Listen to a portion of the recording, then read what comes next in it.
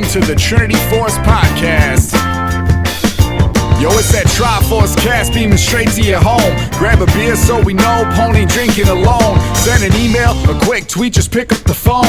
Leave a message at the beep if you're a creep, watch your tone. Discuss the meta game, patch notes, whatever helps your stats most. Obi-Pone Kenobi is your last hope to snatch gold. So grab your headphones and join in the fun. We'll try and force in some jokes and some cringe-worthy puns. Yo, we can make it together, people. Trinity Force Podcast. These boys are second to none. Well, that's the end of the intro. It's time we begun.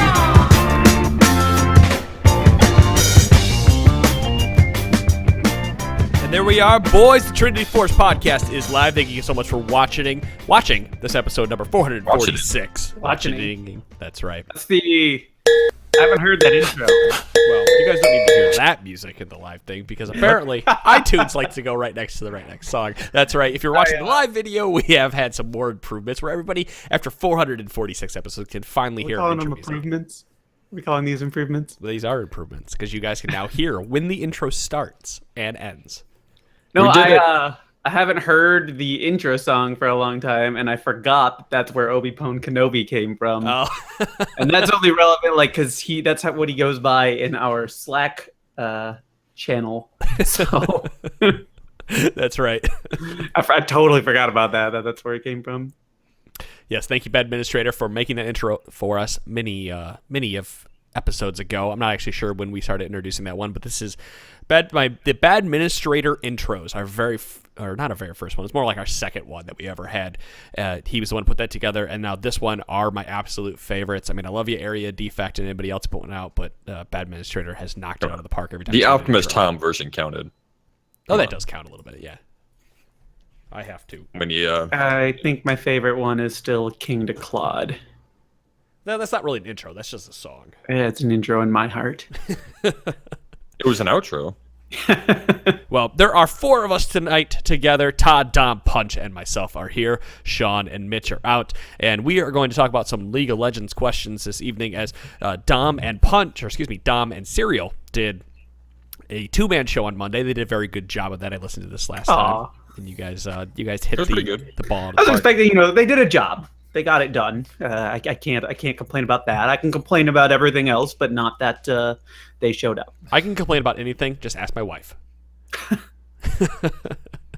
played games with you. We know you can complain about anything. That's right. You got a good idea. They also, if you guys haven't heard, actually the YouTube viewers got to hear Punch's intro for the first time ever.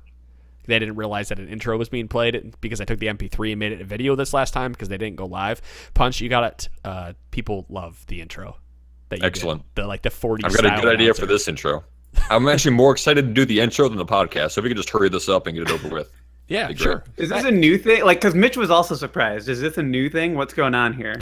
I have been doing an intro for the podcast for something like 40 or a little more odd episodes.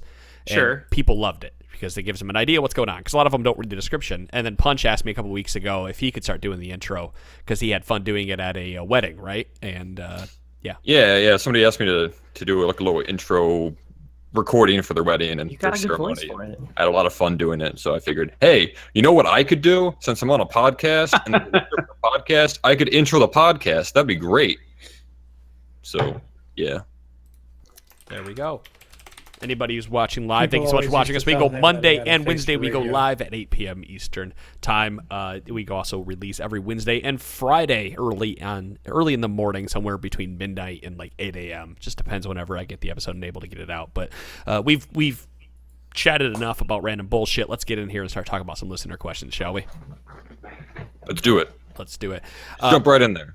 I am going to jump right into probably the hardest listener question that we've had recently, and it's a really good one. Josh writes in. He says, how do you decide when a champion is bad in a certain meta? Is it just their win rate, or are there other factors you consider? And the reason I'm bringing this up tonight is because 2 years ago we were going to PAX. We were talking about having a booth and stuff, and all that fell through. Part of that was I wanted to do a panel and I had pitched it to PAX, or at least I thought I did. There's a whole story behind that. But I thought I had pitched it to PAX where I wanted to do a panel about dissecting patch notes and understanding it. And there's a lot that goes into dissecting patch notes. And this is so that Josh's question is actually a really good one to talk about.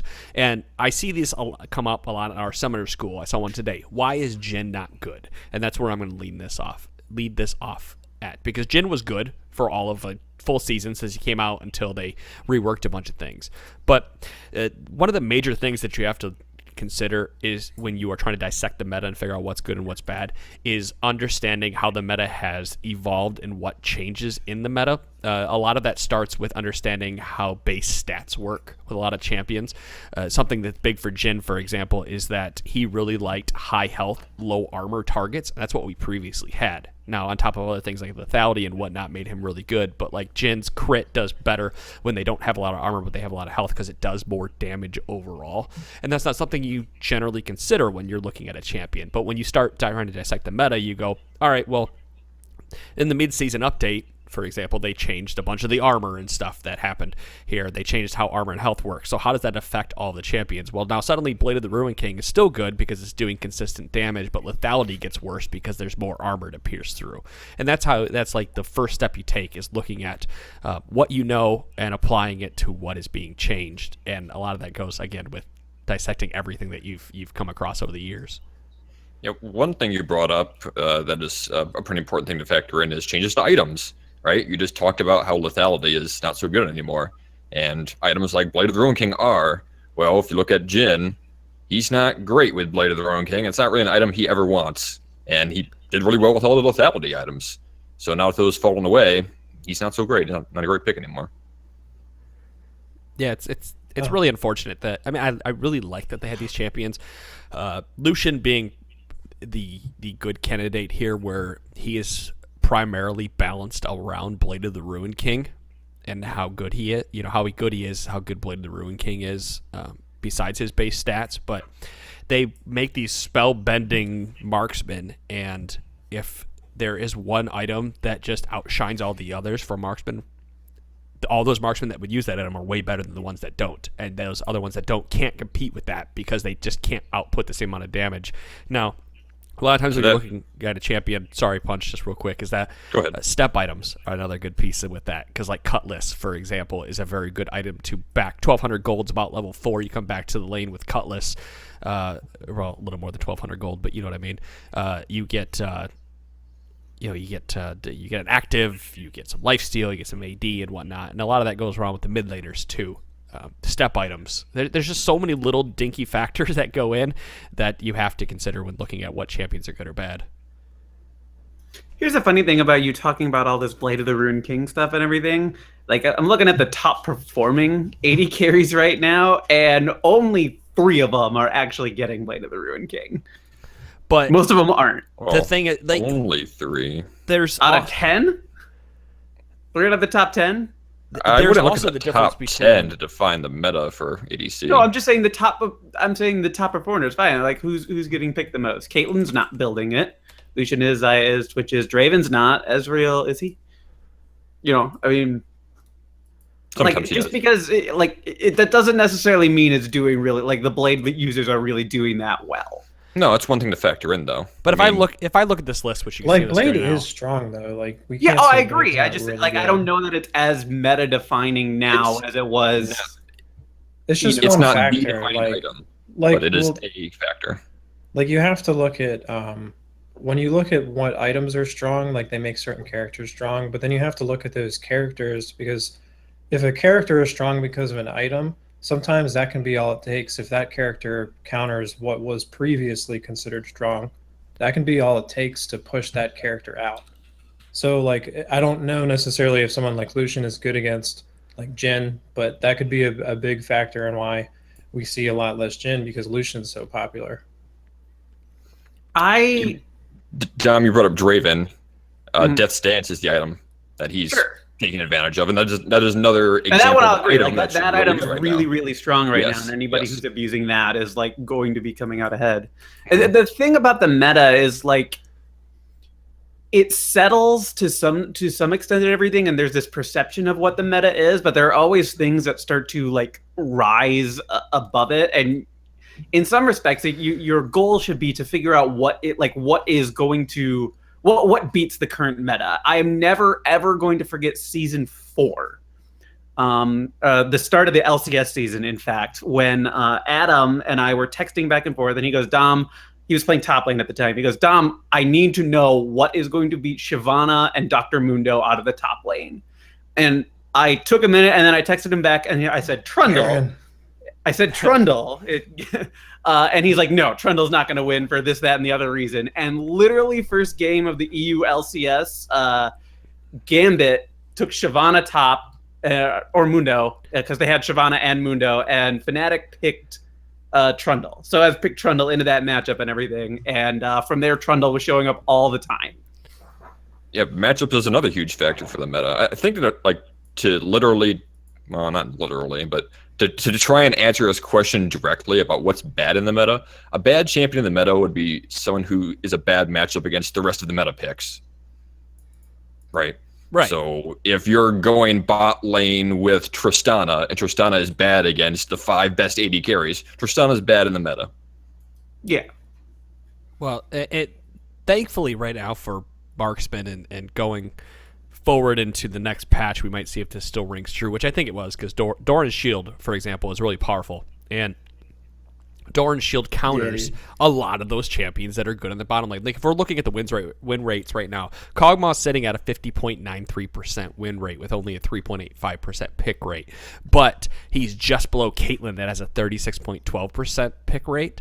But that's because Doran's shield is so strong to that Kog'Maw actually does really well into Caitlyn. I also think it also comes into public perception, right? Where people feel that a champion is just dog shit. We're always going to go back to when Garen, people feel like Garen is dog shit, but obviously people make it work when they figure out how to make that champion work around the certain matchups. The same thing goes with Kog'Maw. He isn't a late game, but he isn't a late game powerhouse like people feel he is. He has trading potential starting at level 2 all the way up through the mid game. Like, he does really well into a lot of these matchups, and that's thanks to, and it's, a lot in part because Doran's shield is so strong that he can now take the poke while he's in lane and then trade right back.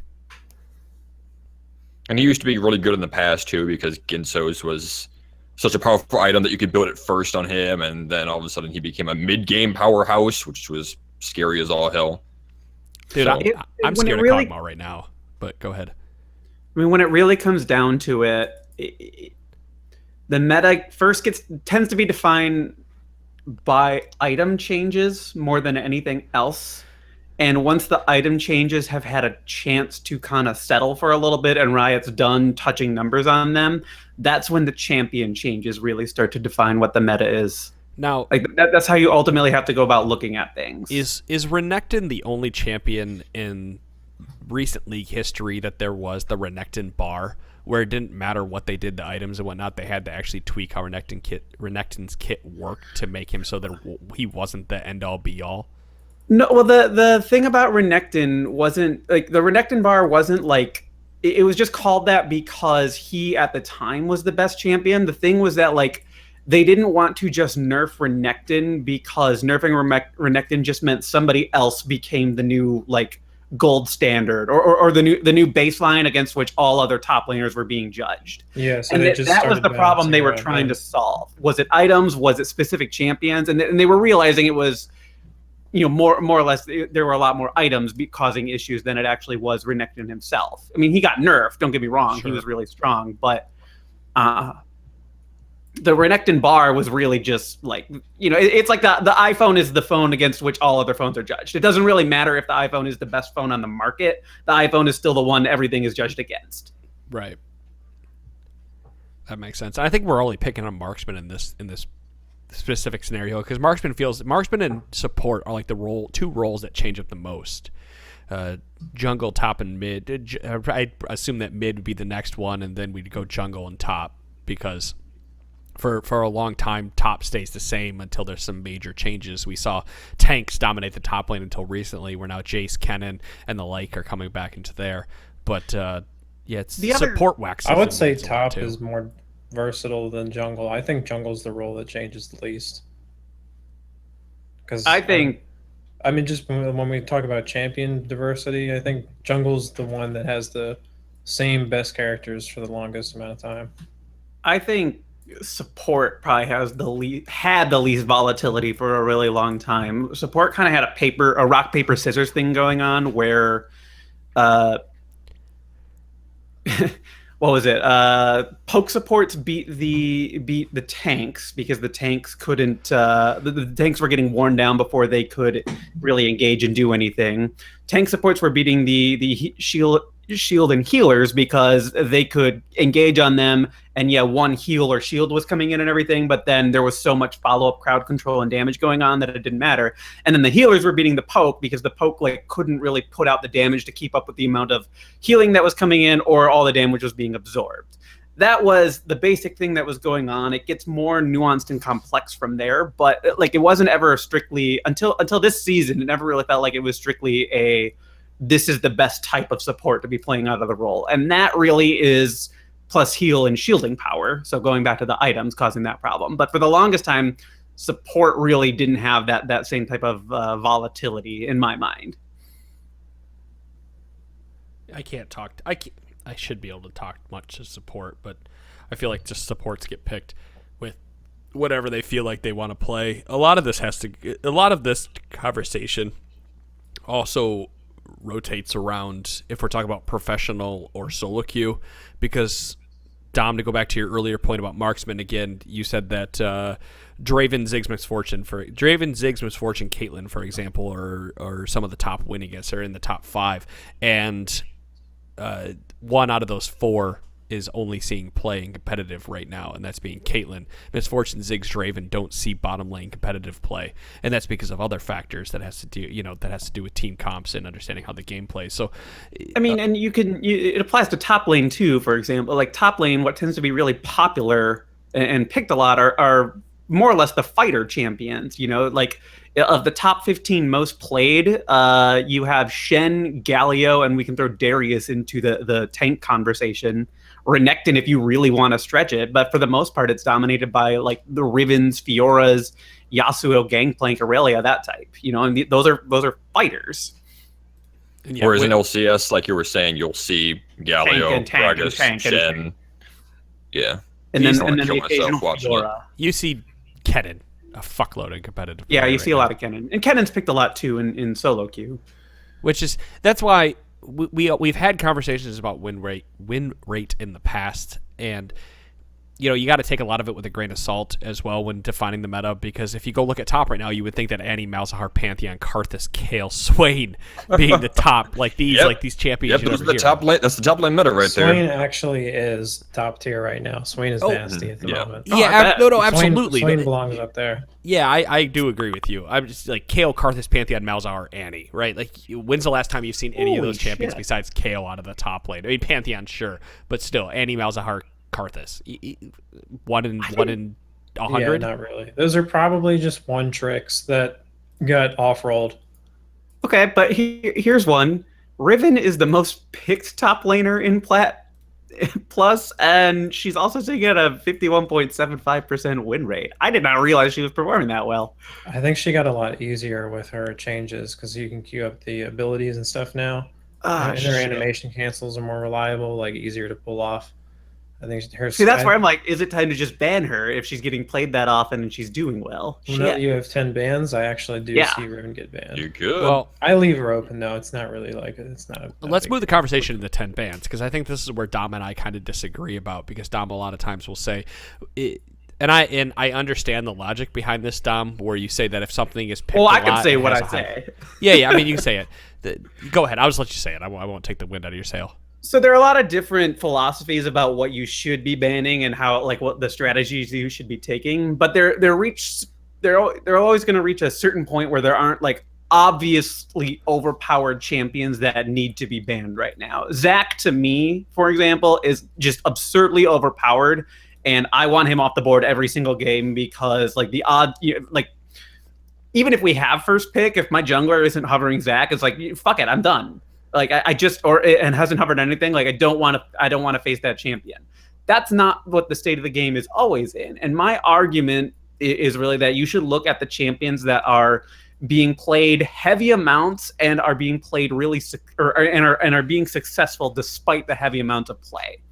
Champions that like end up with really high play percentages should kind of actually fall a little bit below the 50% win rate. But even if they're sitting right around 50%, that's, that's fine. That's what they should be doing. You shouldn't be winning every single game. You should be winning about, a champion, I should say, should be winning about half.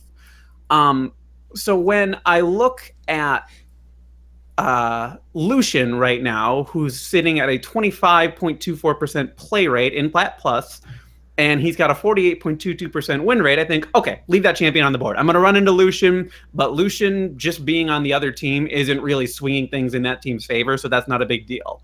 I turn around and I look at the supports, and I see that Thresh is being picked 36.18% of the time, and he wins 52.94%. Like, that is staggering for the amount of times that champion is showing up in a game. To me, I'm not saying ban him every single game, but like, that's a champion you start to look at as somebody you want to remove, because if you're the support and you're not a Thresh player, well then shit, you're going to be running into that every single game. And if you're not looking, if you're not the support at all, you have to decide, do I want to run into Thresh? What's Thresh going to do? Is Thresh going to do things that like Thresh is doing really, really well? Clearly, do I want to give my opponent team the advantage of having Thresh? And that's the approach I tend to take with a lot of this stuff. That's why Lulu ended up I was banning Lulu whenever I didn't have first pick, and I was doing that like as far back as February.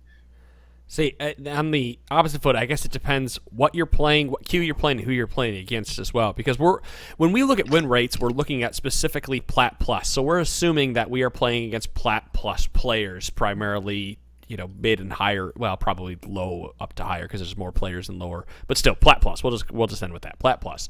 And if I go to join a normal queue and I'm joining and now I've got a mixed bag of people, I can't start using win rates as my ban and my pick and ban. And specifically, if I'm in solo queue and silver, I can't look at win rates and go that Thresh has a 35.24% pick rate with a 51.87% win rate, because then we don't know what his stats are like in solo queue and silver. So I have to figure out what I don't like to play against, what I like to ban, and that's more the route that I take. Like the other night, I hate playing against Galio. I've been bitching about Galio since that fucking champion got reworked, and I finally took to banning it. I've been banning Kassadin for a while, but I think I'm just going to go back to banning Galio because I can't fucking stand to play against that champion because I feel like my team doesn't know how to play against it. While on the other hand, Thresh has been out forever. He's been played a ton.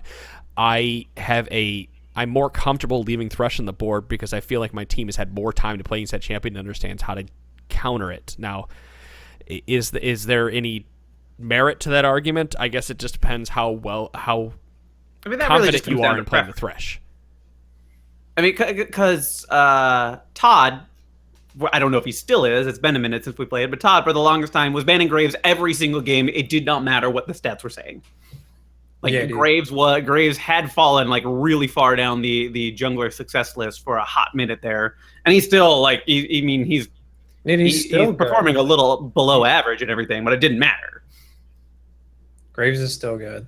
I mean, my input on this is I think you can filter stats by different elo brackets. So like if you're not Plat Plus, like if you're silver, or you're bronze, or you're whatever, I think the same train of thought can be applied as long as you just take the time to look at your bracket and just apply the same thought process. You know what I mean? It might be different characters in your bracket, but you can still find effective bans. Like banning what's popular is good, just because people who play what's popular a lot of the time don't play a lot of the other stuff. A lot of people bounce around to what's popular. They don't have a fallback. Yeah, so I mean that's a good strategy. Just taking people off of their comfort pick is a really effective way to just increase the odds of winning, a couple percent. Do you know what I love to look at? I mean, okay, so you can go on Lolytics and you can filter by silver, bronze, and gold, for example. You can on Champion GG as well. Okay.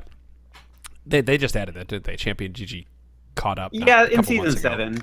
Yeah, it's not super old. But I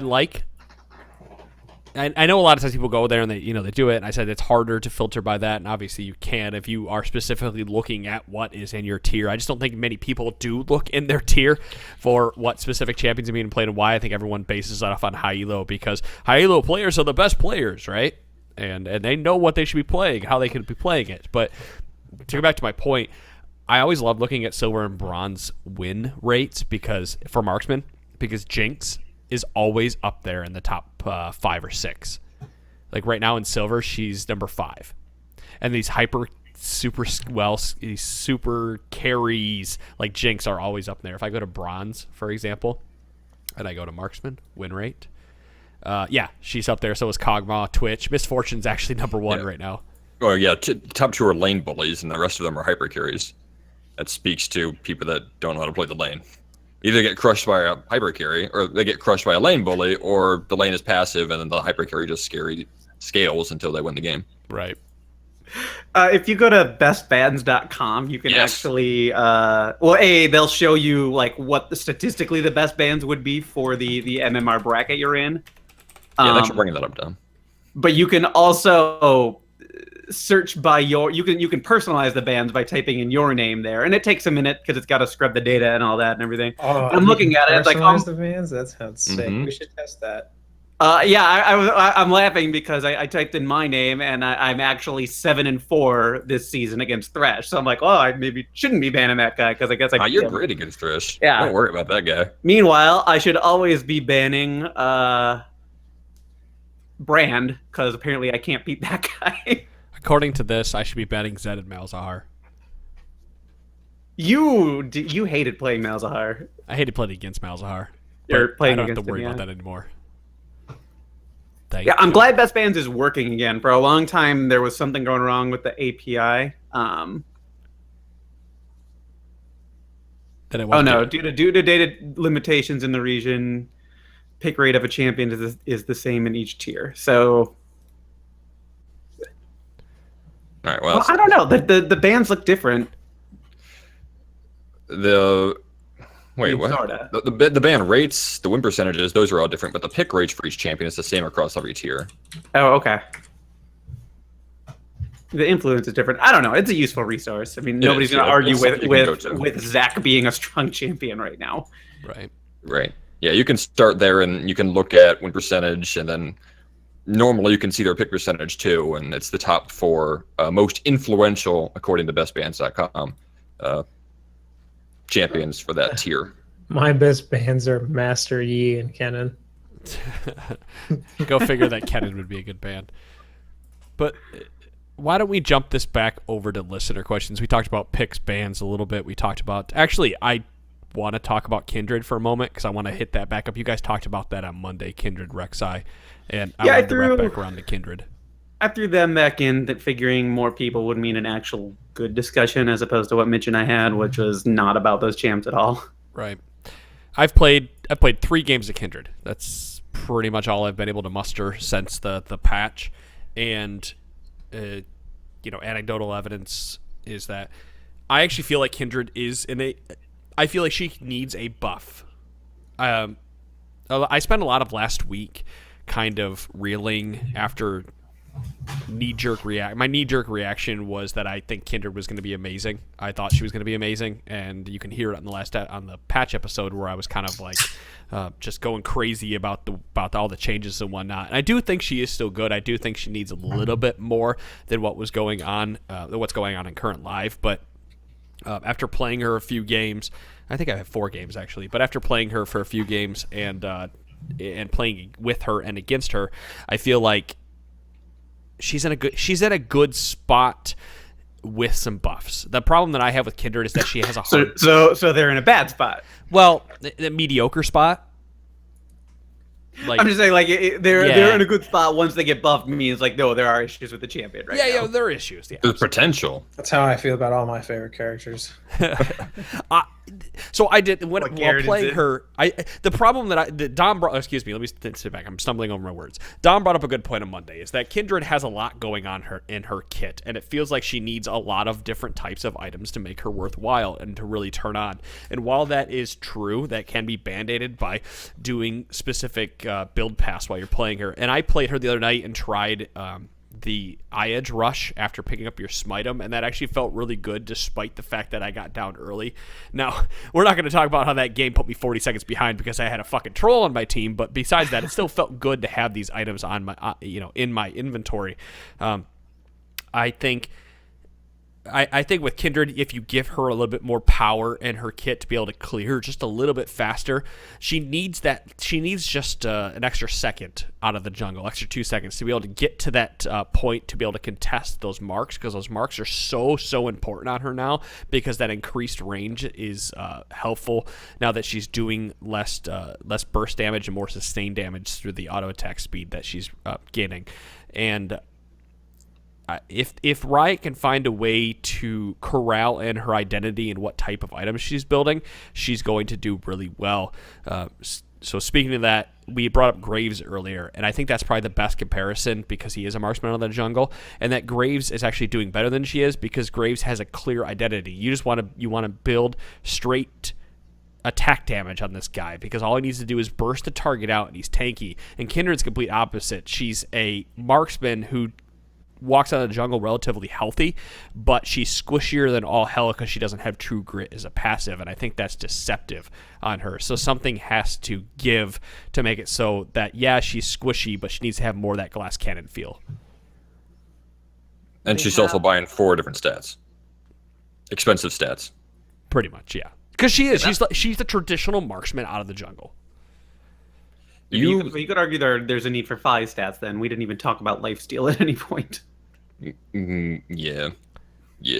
So, Pone, you alluded to this earlier because you linked this thread to somebody who was playing around with a different Kindred build that was not finishing your smite 'em. Yep. Or that's the full, not finishing the warriors, instead going straight IE. So it seems like most of the problems really rely around Kindred's items, right? This wasn't a change in the champion's philosophy. They should have played the same way, but they play differently now. They what? They play differently. They do play differently. Okay. Because you don't max W second anymore. You max E now. That's something we did not see coming. Right. We didn't see that coming. We originally planned that they would play the same, and I don't think we also saw coming that the build path would be so difficult, right? We all assumed that you would get warriors and then you would just build traditional AD carry items from there. So I think a huge, not a huge problem, but definitely a portion of Kindred's low success rate is this learning curve that we didn't really anticipate. Right. The learning curve in changing your play style, which we saw for Xi, but not for this, and changing your build path to something that's not normal for junglers. It's odd to have to play those champions where you skip your smite 'em because it doesn't make sense. If you're playing jungle in your traditional bronze, silver, gold jungler, it doesn't make sense to have to skip Warwick and Warwick is only because he grabs Tiamat before any of the jungle items. Master Yi is, but he's in that camp. Warwick doesn't matter because Warwick's got a really good success rate, and I bet you the majority of people aren't skipping into Tiamat early. I could be wrong. I didn't actually pull it up. I guess I could pull that up right now while we're talking. I mean, that's not critical and everything. But so you said Master Yi is another one. Master Yi is another one. The traditional because he also goes IE before finishing warrior, and he skips his boots or too. Blood Razor, I should say. Yeah, Master Yi skips his boots. He goes blue smite him into eye edge a lot of times. That's like, I don't remember who the guy is, but there's a Ivern Yi1 trip is that another does that. one. But Ivern is kind of an exception to this weird exception as well because he doesn't play like a jungle champion in any conventional sense. Right. So, I guess that raises a question. At what point, maybe do you change? So either these champions have issues, or is there suddenly an argument that, hey, some of these jungle items aren't as great or efficient as we thought they were? What happens when Shyvana starts skipping that item and going for something better? I do think that has merit once it becomes more common, right? If the mainstay junglers, the Lee Sins and Elises, if they start skipping smitems because it's not powerful enough, then you've got a case. All right, let's take a look at that. If it is a one-off, and I guess we have to do more research to see how many champions are actually skipping these. But I think my impression was that it's not very many. And if they do buff Spitems for these few champions that are struggling because the Spitem isn't good enough for them, then all of a sudden the mainstay jungler champions becomes a lot better. Right. Lee Sin becomes that much better.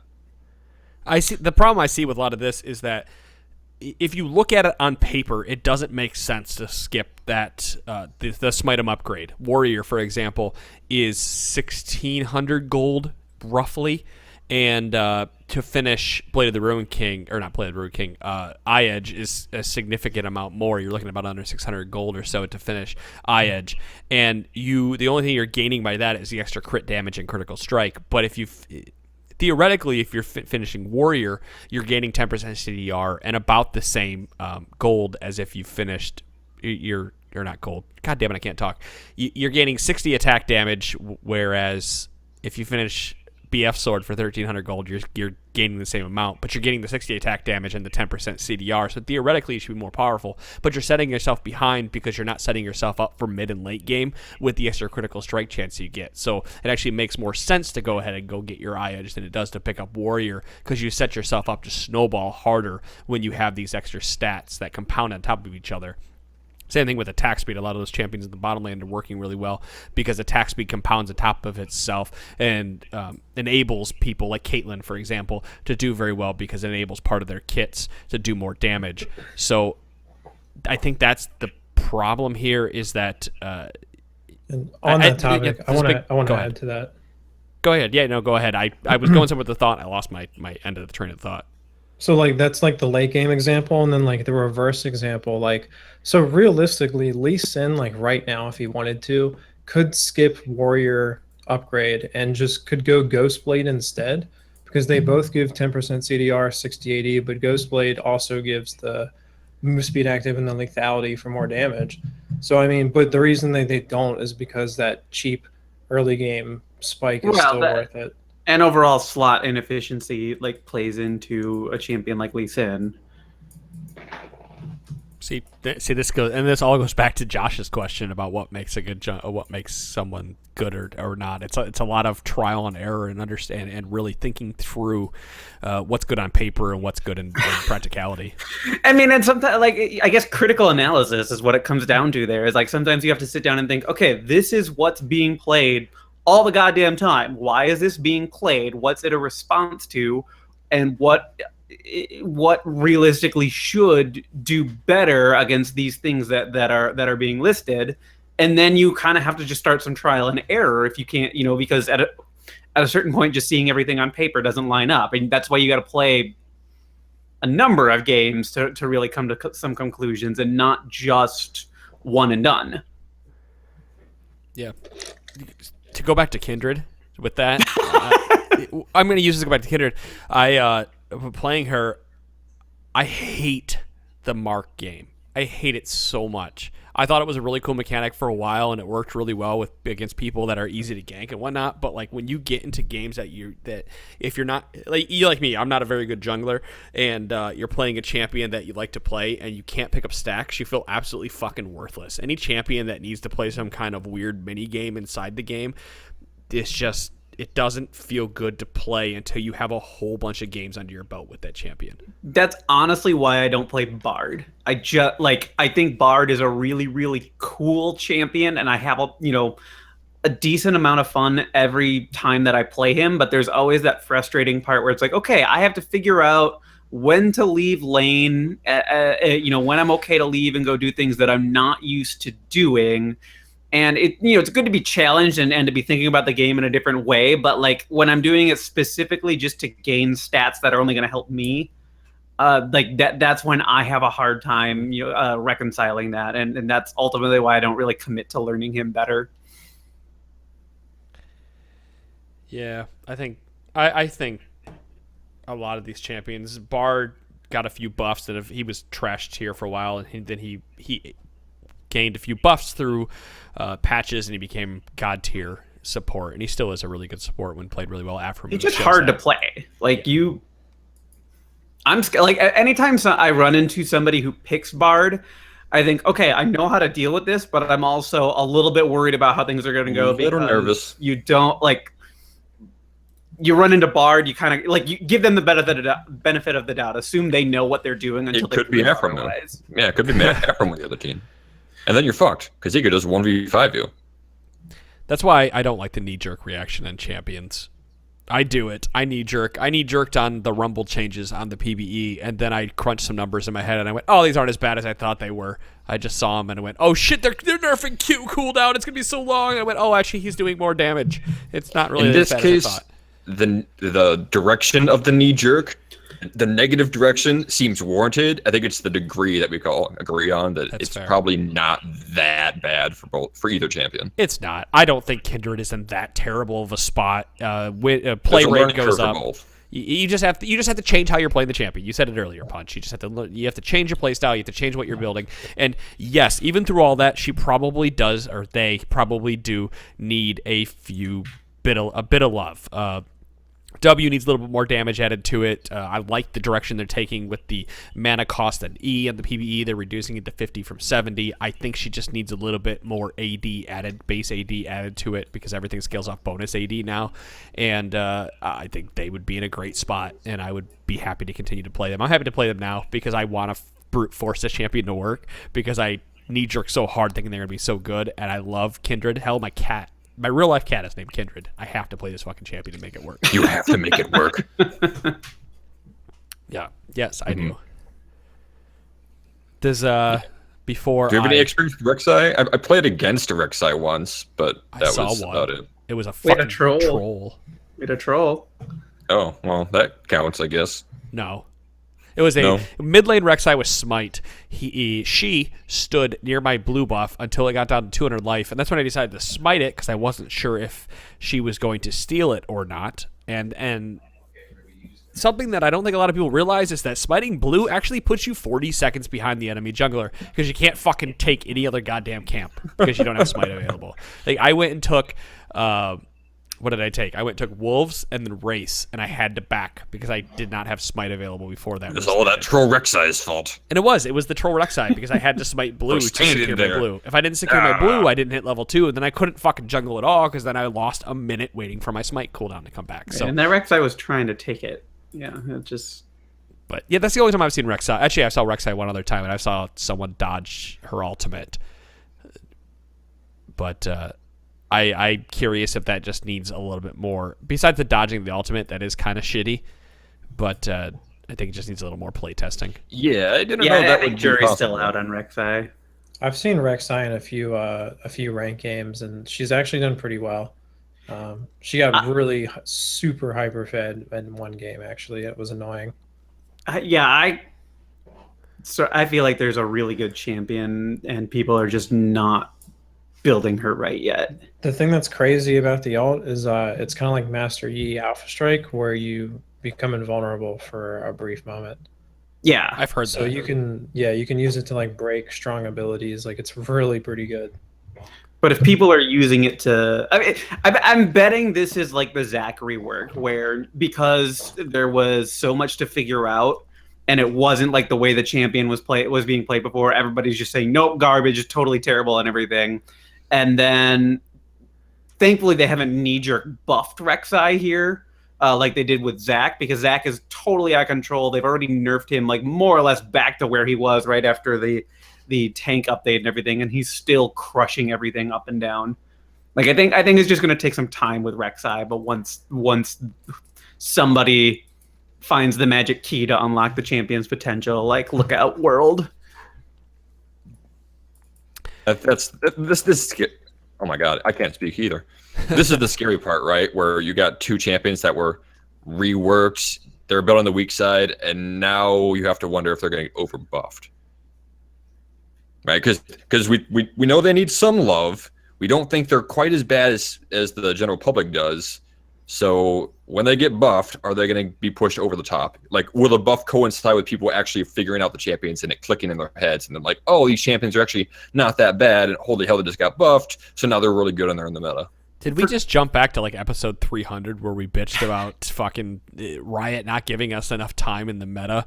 The only time we've ever seen that Riot gave us enough time ADC Ziggs came out of nowhere in response to the month-long patch we played on. This is a negative side effect of having a 2-week patch cycle, but the positive side effect is that they can have these reworks.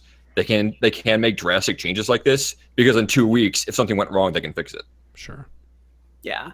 I don't know. I think Kindred has some genuine issues with the itemization. We went over that ad nauseum, but if the issues are with itemization, like then you do have to tune the champion accordingly. Rek'Sai, I think people like hasn't gotten enough proper play. I think people kind of figured out what Kindred needs to do to succeed, but still like doesn't have the item support, or I guess mostly the income available to get the items that they need to succeed. It's the income. That's a very different issue from people are idiots and they're trying to play a new champion the same way they always played it. So I'm going to transition us from this discussion of Kindred Rek'Sai to sort of what Wood Dog writes in about, but it's more because I've been talking to my buddy Ranhurt, if you guys remember from episode 1. He was one of the original people. If you remember way back then, 450 something episodes ago. Now, literally episode 1. Yes, we are on episode 446. Ranhurt, my buddy, he and Auslander helped start this podcast, and they were on for 30 to 40 episodes or so before they jumped ship. But Ranhurt came back recently, started playing, and I had a conversation with him today, and it's something that I think other people can use is that he's been working his way through bronze since he came back after a couple seasons gone, and he went and looked up. He found a champion that worked out for him. He's got a decent win rate on the champion, 60% plus, and I'm looking at his item builds, and I'm going, why are you building these specific items, or why are you taking these summoner spells? And I think this goes with a lot of our listeners, is that they look at specific win rates, and to go back to what we talked about earlier, looking at win rates and looking at what champions are building, and then just mirroring that play rather than playing how they think they should be able to play in their elo. And I think the discussion that I want to roll is how to specifically abuse the elo that you're playing in, rather than playing to what you believe the meta is or should be played as. Does that make sense? There is there is copycat syndrome across all sports. A good example, I guess, is basketball, where all of a sudden last year, the trend in basketball was just more and more 3-point shots. Teams were giving up a lot of other things because 3-point shots are the most efficient shot that you can take, at least as far as shooting the basketball goes.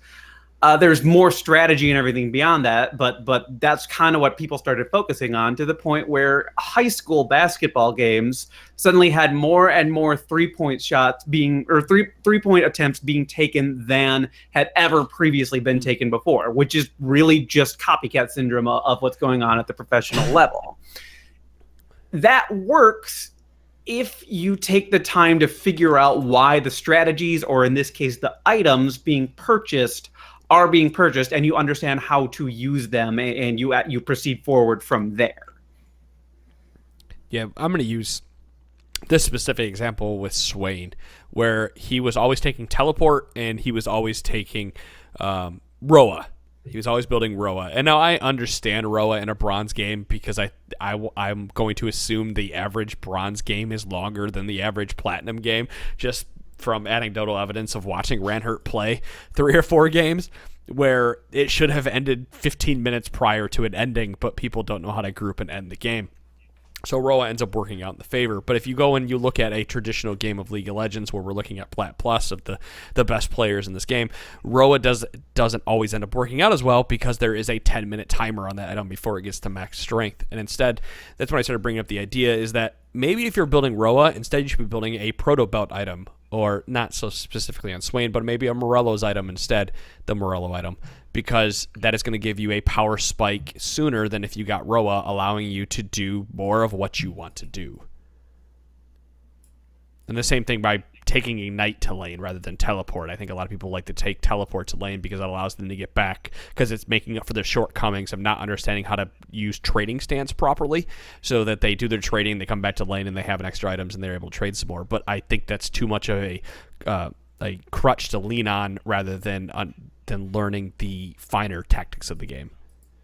When you are finding a lot of individual success and you feel like you are doing well, but you constantly feel like it's your team that's dragging you down for reasons A, B, or Z, you kind of got to put the Onus. you got to take the reins. You got to put the onus on yourself. You have to start taking responsibility and saying, okay, if I know what I'm doing, I have to start asserting my will on the entire map. And I have to start buying items that are going to help me do that faster. And I have to start doing things that are going to help win the game faster. Because a lot of games tend to like have one champion that that when that champion reaches critical mass, doesn't matter how well you've been doing to that point, that champion's at critical mass, and you have to like count on them screwing up while you and the rest of your team don't screw up in order to sort of to overcome that champion. And I'm pretty sure that problem gets exacerbated in lower MMRs, not actually like compartmentalized or compressed or anything. So if you're not like taking the reins and trying your best to call shots and everything, and if people aren't responding, then like just going where you need to be and making the stuff happen that adjusting to the circumstances, but making whatever action needs to be taken happen. You'll feel good because your performance looks good, your post game stats look great and everything. But end of the day, you lost. I mean, like, you got to figure out what does it take for you to win. I can only speak from the support standpoint there. In terms of like adjusting fed. In terms of adjusting to what happens like in the game too, like I think people are really stagnant with their item builds, and those like just kind of how they sort of progress in that respect. But if you get ahead, it's okay to take risks and maybe change up your items, or maybe buy them in a slightly different order, or maybe buy something you wouldn't normally buy because maybe normally you'd be like, maybe I would, but it's too expensive, even though it would be strong. Well, when you get ahead, or if you're controlling the pace of the game, sometimes those risky buys pay off and significantly. Dude, Todd, so the other day. Sorry, I hope I didn't cut you off.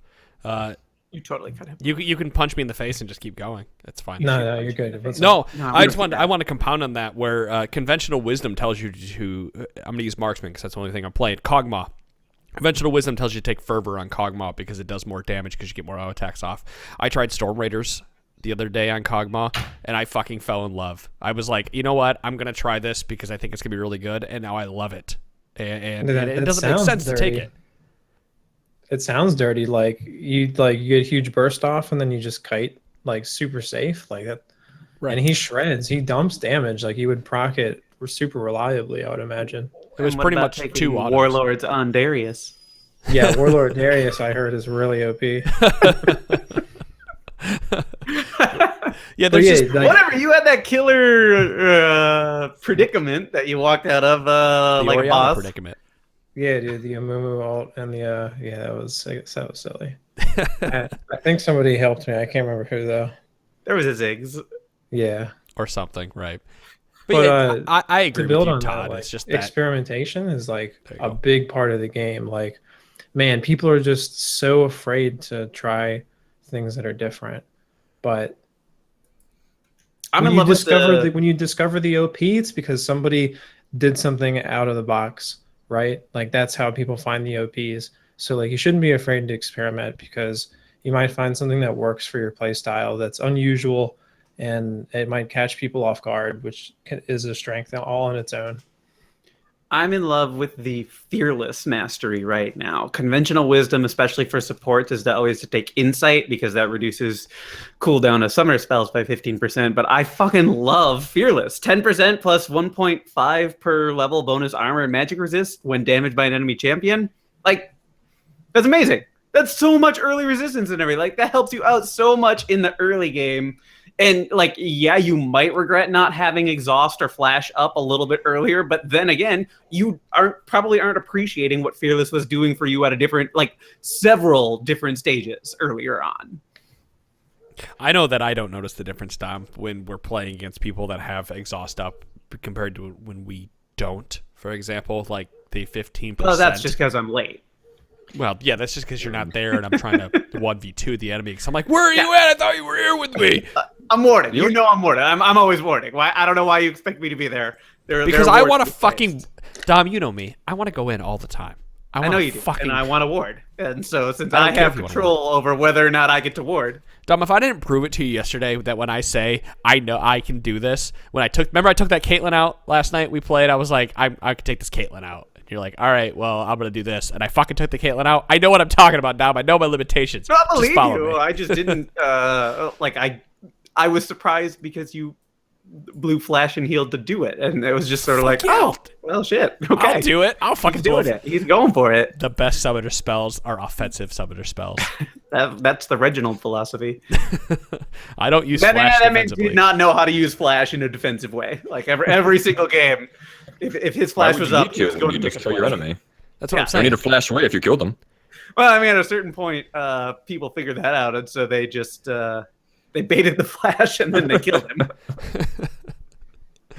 Well, I think we've exhausted this podcast quite a bit. What do you guys think? I think we go another hour. I hate your pun, or your little wordplay attempt there, but I didn't mean to. I was just coming up with a word to try to segue us into the end of the show. But then I hate it less, I guess. Yeah, fuck you too. I'm happy with this episode. Thank you guys for listening out there. I say this every single week, but we would not be here without everybody that is listening, and we wouldn't be doing we might still be doing it because we just like to talk and bullshit. So we might still be podcasting even if none of you listening. But if you're out there listening and you would like to give us any kind of feedback, good, bad, or indifferent, or you'd like to ask a listener question because you value our advice, or you want to tell us that we're fucking stupid and that we don't know what we're talking about, feedback at trinityforcepodcast.com. Go ahead and email us. As you can see, we're doing a lot more listener questions now because, like Dom said, I've fixed all the filters and shit on our email, and I'm getting all of your emails now. And I'm sorry if there was a 6-month stint there where I did not get them. It's just legitimately I had fucked up. Okay, it's my fault. So go ahead and email us. Let us know if you have any questions. Don't forget to subscribe to us on Patreon, patreon.com/TForce Network. A brand podcast is coming out here very shortly, plus 2 more this month. Kennen is available. There's something like 45 or 46 different champions available for you to listen to. There's quite a number. There's 7. And Todd. You can listen to Todd talk about Garen. He's out there. Yeah, that one's pretty good. Dude knows his shit. That's right.